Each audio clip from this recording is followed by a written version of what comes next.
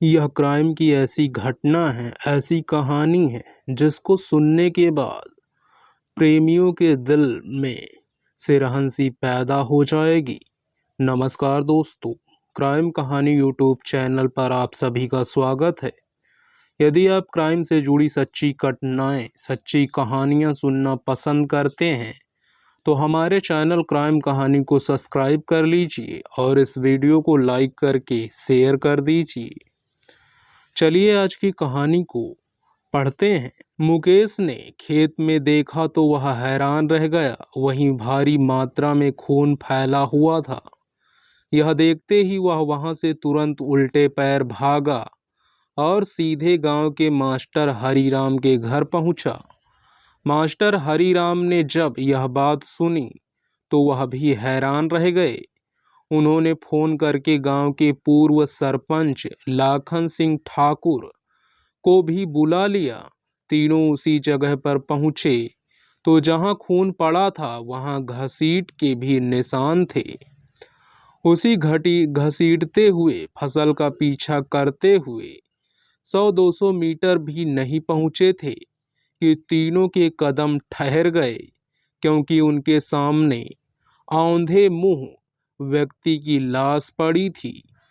वह जिस व्यक्ति की लाश थी उसे पूर्व सरपंच लाखन सिंह ठाकुर जानते थे। लाश गांव की ही मौजूदा सरपंच फूलबाई कुशवाहा के बेटे विशाल कुशवाहा की थी।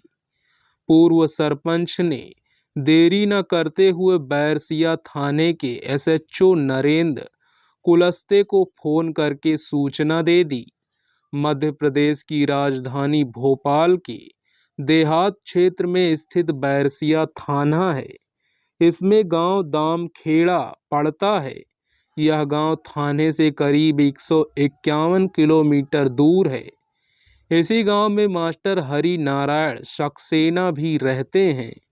उन्हें पूरा गांव मास्टर साहब के नाम से पुकारता है। उनके ही खेत में एक टपरा है जिसमें उनका बेलदार मुकेश रहता था। वह 10 मार्च की सुबह जल्दी उठा, क्योंकि उस दिन अमावस्या थी। इसीलिए उसे गांव में स्थित हनुमान मंदिर में जल चढ़ाने जाना था। वह उठा और मंदिर में सुबह लगभग 7 बजे चला गया। मंदिर में जल चढ़ाकर वह आ रहा था, तब उसे दूर से मास्टर साहब के खेत में लगी फसल का कुछ हिस्सा बिखरा नजर आया। मुकेश को लगा कि कोई फसल काट ले गया है, इसीलिए वह तुरंत तेज कदमों से वहां पहुंचा। लाश मिलने की सूचना पाते ही एसएचओ तुरंत घटनास्थल के लिए निकल पड़े। रास्ते में ही एसएचओ ने SP Pramod Kumar Singh, SSP doctor Neeraj Chaurasia और प्रभारी एसडीओपी मंजू चौहान को यह जानकारी साझा की। एसएचओ नरेंद्र कुलस्ते मौके पर जा पहुंचे। तभी उनके पास बैरसिया के एसडीओ पर आनंद कालदगी की भी कॉल आ गई। वह भारतीय पुलिस सेवा के अधिकारी हैं और इस वक्त बैरसिया देहात में एसडीओपी का चार्ज देख रहे हैं। हालांकि जब यह घटना हुई तो वह अवकाश पर पुस्तैनी गांव कर्नाटक गए हुए थे। एसएचओ ने उन्हें सारी जानकारी दे दी। 100 पड़े होने की जानकारी देते हुए एसएचओ ने बताया कि वह मौके पर पहुंच रहे हैं। इसके बाद घटनास्थल पर फिंगरप्रिंट के अधिकारियों और डॉग स्क्वाड को भी बुला लिया गया। इसके अलावा उन्होंने ललिया चौकी के प्रभारी एसआई शंभू सिंह सेर और थाने में तैनात एसआई रिंकू जाटो को भी मौके पर बुला लिया। थाना प्रभारी नरेंद्र कुलस्ते हरि नारायण सक्सेना के खेत पर पहुंचते हैं। उससे पहले ही उन्हें गोलू साहू के खेत पर भारी भीड़ दिखाई दी। उन्होंने वहां मौजूद भीड़ को नगर रक्षा समिति के सदस्य इजराइल की मदद से हटाया। उसके बाद 100 और जहां खून फैला था उस जगह को सुरक्षित कराया। वहाँ धीरे धीरे करके सारे अफसर आना शुरू हो जाते हैं। खबर मीडिया तक पहुँच गई थी तो पत्रकारों का भी वहाँ जुटना शुरू हो गया। वह गांव में उगने वाली फसल को अपने लैंडिंग वाहन में तोड़कर विदिशा जिले में लगने वाली मंडी में बेचने जाया करता था। जिस ग्रामीण को फसल उसे देनी होती थी वह उसे पहले बता दिया करता था। इस कारण गांव के कई घरों में विशाल कुशवाहा का सीधा संपर्क था। सबूत जुटाने में जुटे एसएचओ समेत तीनों अफसरों नरेंद्र कुलस्ते, रिंकू जाटव और शंभू सिंह संगर मौके पर ही रणनीतियां बना रहे थे। इस दौरान हर स्तर का अफसर मौके पर आकर एक नया टास्क 3 को देकर जा रहा था। एसएचओ मृतक विशाल कुशवाहा के शरीर में आए घावों को देख चुके थे। उसके बाएं कान के ऊपर भारी वस्तु से किए गए प्रहार के कारण सिर के भीतर दबा हिस्सा दिख रहा था। इसके अलावा सिर के पीछे और माथे पर धारदार हथियार के वार थे। यह सभी अलग अलग तरह के थे, इसीलिए यह तो साफ हो गया था कि उसकी कई लोगों ने मिलकर हत्या की है। गर्दन रेती गई थी, वह भी पेशेवर तरीके से, यानी यह भी साफ हो गया था कि वारदात करने वाला पेशेवर अपराधी है। गले को जिस जगह धारदार हथियार से रेता गया था उस नाजुक जगह की जानकारी हर कोई नहीं रखता। घटनास्थल की जानकारी तफ्तीश करने और विशाल कुशवाहा के कपड़ों की तलाशी लेने के बाद एसएचओ को सरकारी अस्पताल के 4 डोम मिले। इसीलिए यह भी यकीन हो गया कि मामला अवैध संबंध से जुड़ा हो सकता है। तभी एसएचओ का दिमाग ठनका और उन्होंने वहां मौजूद विशाल कुशवाहा के छोटे भाई मिथुन कुशवाहा से बातचीत शुरू की, क्योंकि वह उस वक्त होश में था।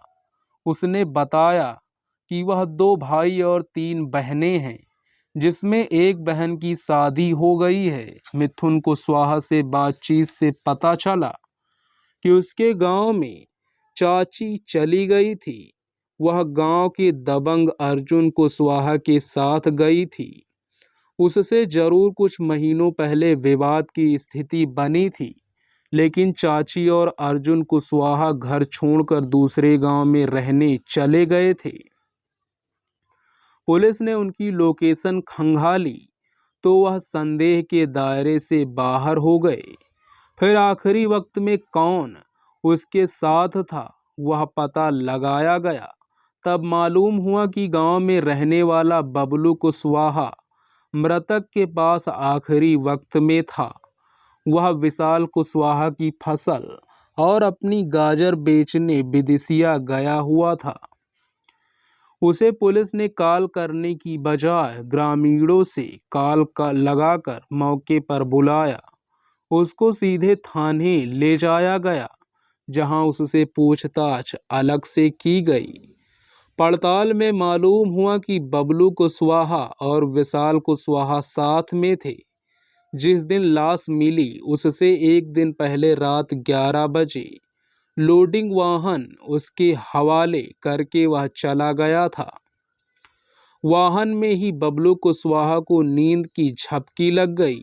बबलू कुशवाहा की नींद रात लगभग 1 बजे खुली तो उसने कई बार विशाल को फोन किया।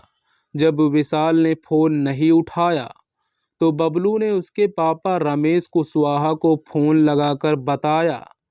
उसने बताया कि विशाल कुशवाहा ने सब्जी लोडिंग ऑटो में लोड कर ली थी। वह सुबह तक मंडी नहीं पहुंचाई तो खराब हो जाएगी। इस कारण रमेश कुशवाहा ने बबलू कुशवाहा के साथ दूसरे को भेज दिया। यह बात पता चलने के बाद पुलिस ने बबलू कुशवाहा के अलावा विशाल कुशवाहा के मोबाइल फ़ोन की कॉल डिटेल्स निकालने का काम शुरू कर दिया।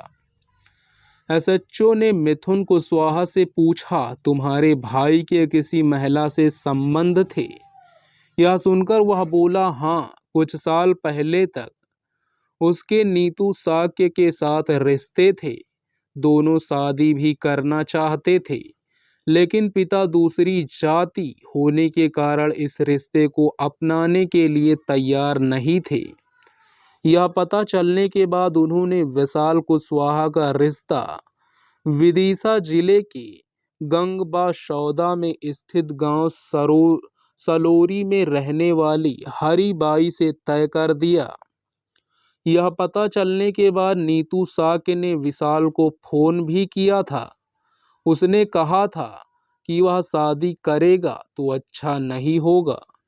इस धमकी को घर वालों ने नज़रअंदाज करके शादी कर दी थी।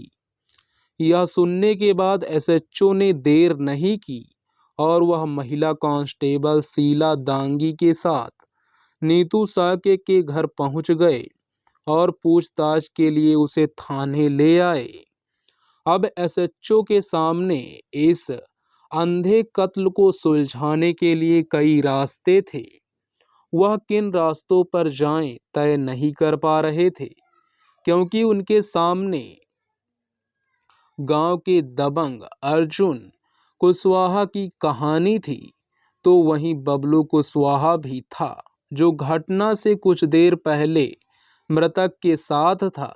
तीसरी, नीतू साक्य को कुछ महीने पहले तक विशाल कुशवाहा की प्रेमिका थी। इन सभी बातों के बीच एसएचओ ने मौके पर मिले कंडोम के आधार पर तय किया कि वह नीतू साक्य को फोकस करेंगे। इसी बीच उन्हें विशाल कुशवाहा के मोबाइल की कॉल डिटेल्स भी मिल गई। जांच में पता चला कि मृतक की आखिरी बातचीत अजय नामदेव के साथ हुई थी। वह विदिशा जिले का रहने वाला था। पुलिस ने उसे भी पूछताछ के लिए हिरासत में ले लिया। उसने बताया कि वह सिम उसने खरीदकर विशाल कुशवाहा को दी जरूर थी, लेकिन इसका इस्तेमाल वह नहीं करता था।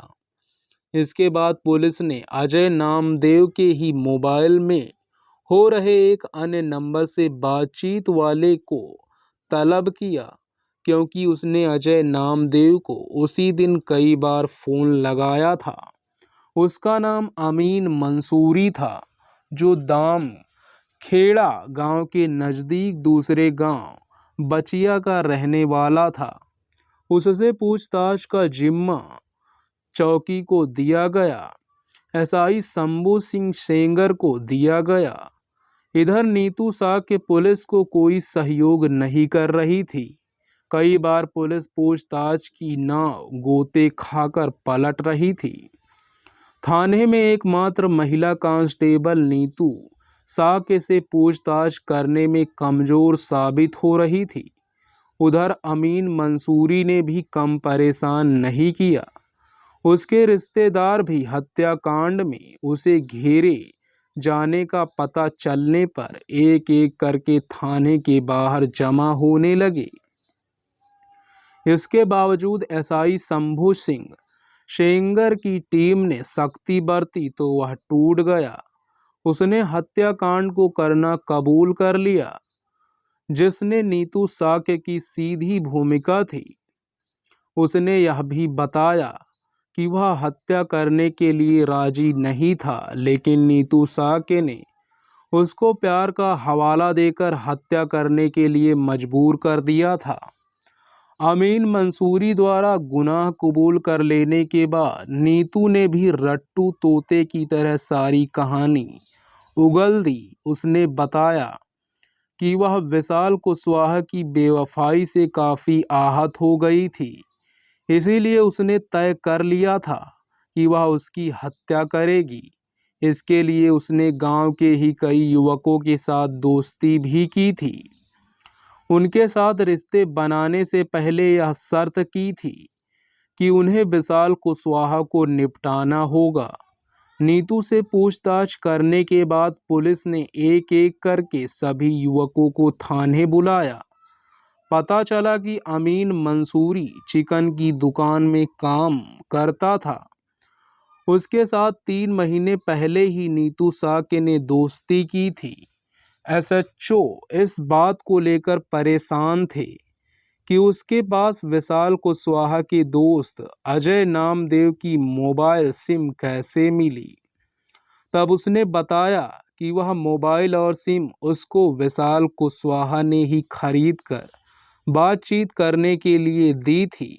शादी से पहले उसी मोबाइल के जरिए बातचीत होती थी।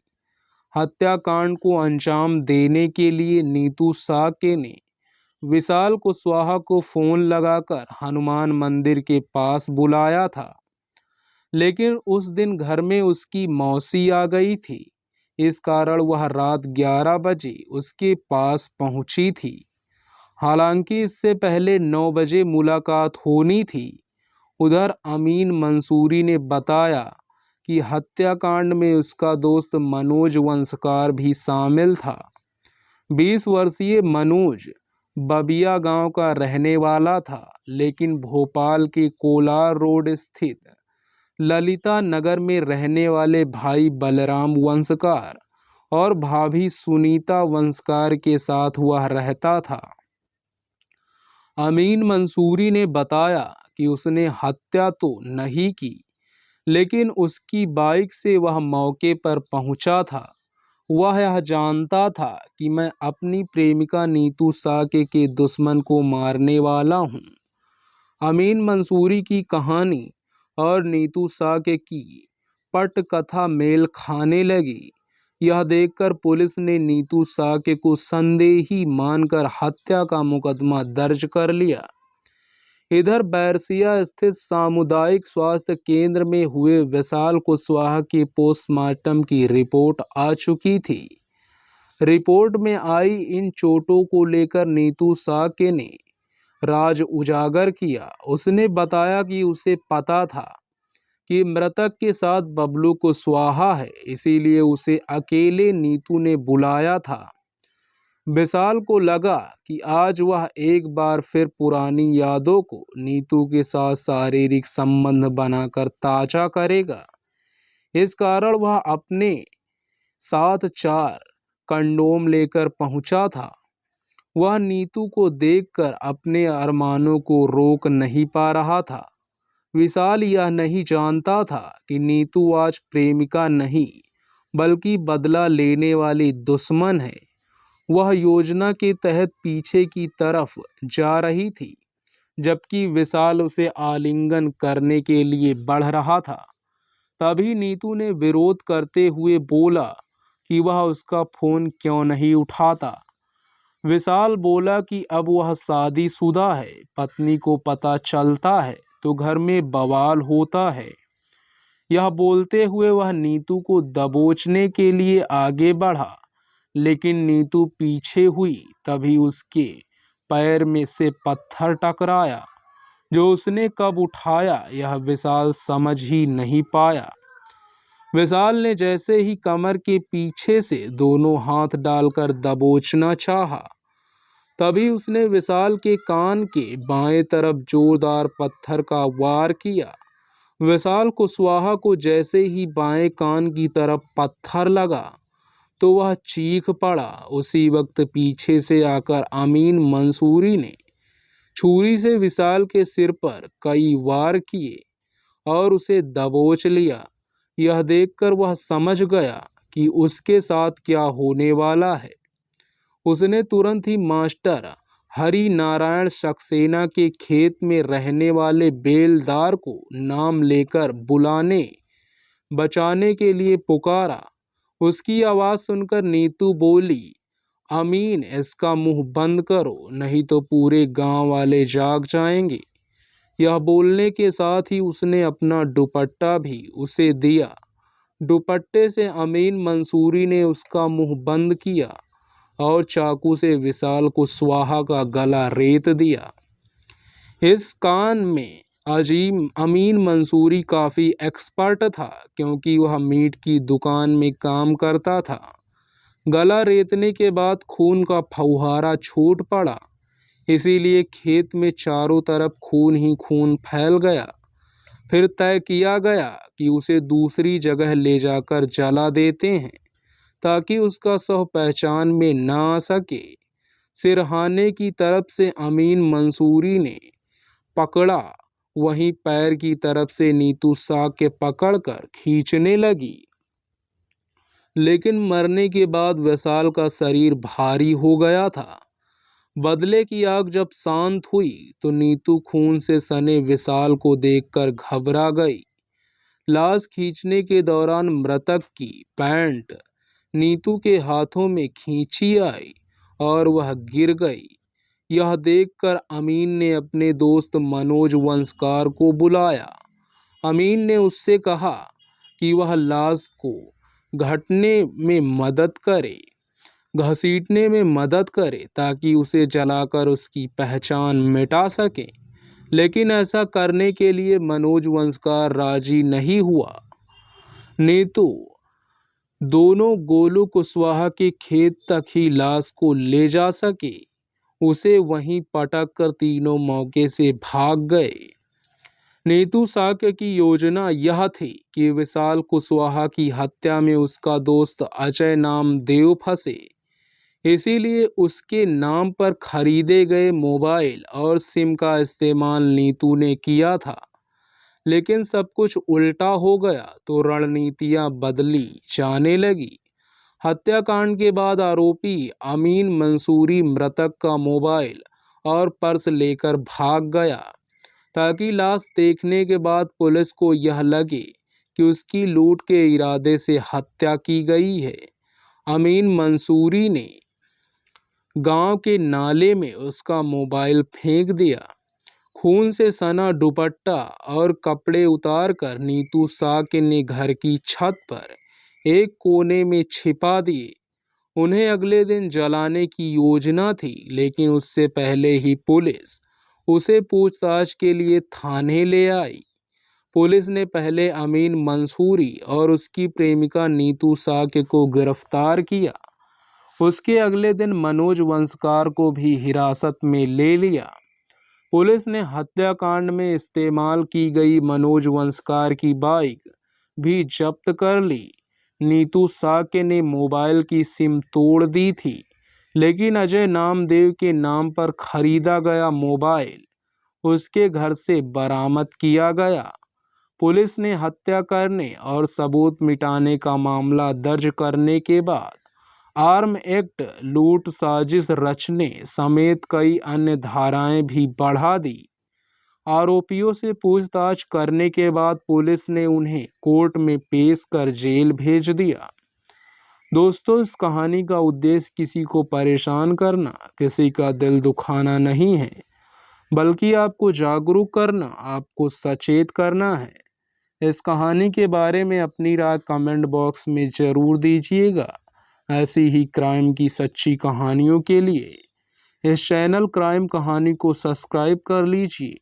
इस वीडियो को लाइक करके शेयर कर दीजिए और बेल आइकन को ऑल पर प्रेस कर दीजिए, ताकि जब भी मैं इन कहानियों को अपलोड करूं तो उनका नोटिफिकेशन आपको मिलता रहे। धन्यवाद।